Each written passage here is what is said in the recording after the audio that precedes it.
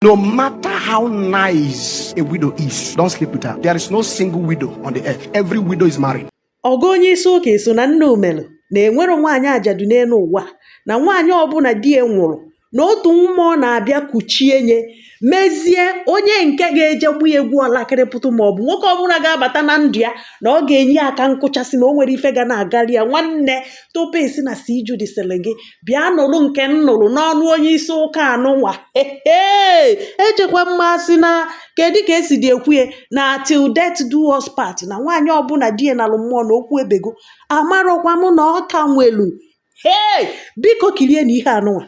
No matter how nice a widow is, don't sleep with her. There is no single widow on the earth. Every widow is married. When you take advantage of her, her husband will come after you. Every widow is married to a spirit. The day the husband of that widow drops dead, a spirit took over the marriage. So what spirits do, whatever thing that attracted the widow to you, maybe she's poor or broke and you are paying her children's school fees, whatever thing that made the widow subject to you, as soon as you sleep with her, that spirit will attack that source. This is the reason when a man dies and the widow is young and she wants to remarry, there are laws they keep, there are certain rituals they do. If that ritual is not done for those who come from the other angle, the next man, what happened to the other man will happen to him. A spirit will kill him. So if a widow is liking you, whether young or old, be running. Go and check in your village. All the young men that widows harbored are still useless till today. The Bible said that the confidence of the rich is his money, his wealth. The defense of the rich is his wealth. So whatever thing that gives that man boast, the spirit of that widow, of her husband, will take it. Not the spirit of her late husband. Anytime a man checks out, a spirit takes over the wife. There is no single widow, even in church, on the streets, in the tradition, anywhere. There is no single widow anywhere. Every widow is married to a spirit. That ritual you see them do before a widow marries another man is to separate her from the spirit that is married to her. I'm not telling you that that widow is married to a demon alone. Even God as a spirit marries them. Fear not, for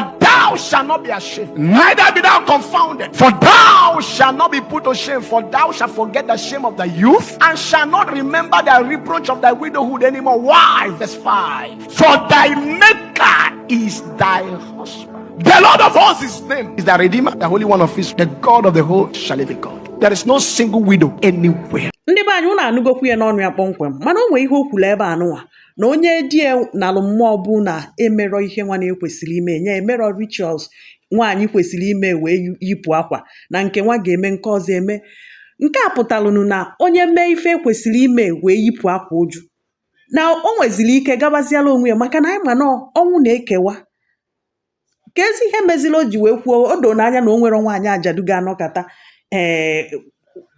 jee fegharịba na abụrọ na o yipụrụ akwa na-eyipụrụ akwa mbanụ. O nwere nwaanyị ajadu ga-anọkata na di ya nwụrụ ọ pụrọ na mkpe o jekwube nwoke ọzọ.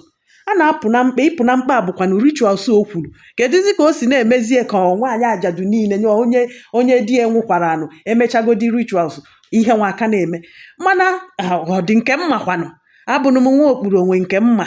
Nwezikwa ka m jụọ unu bikonu ndị ka m wee malụ kedu na ife unu lolu na nke anụnwa. Ọ na nwaanyị ajadu ekwesịrị ịnụgharị di ọzọ ma ọ bụ na ọ dapụta ka o kwesịrị ịnụ di ọzọ? O dokwa m anya na oge mgbe gboo oli ọ bụrụ dị ihe taa na ọ na-agadi nwaanyị di ya nwụrụ, nwanne di ya nwekwara ikike ikuchikwue nụgharịbakwazi anya ọ bụrụ nwunye. Ọ na-eme eme. O nwekwa ụfọdụ ndị ka na-emekwu ya kịta mana adị emekabazi otu a.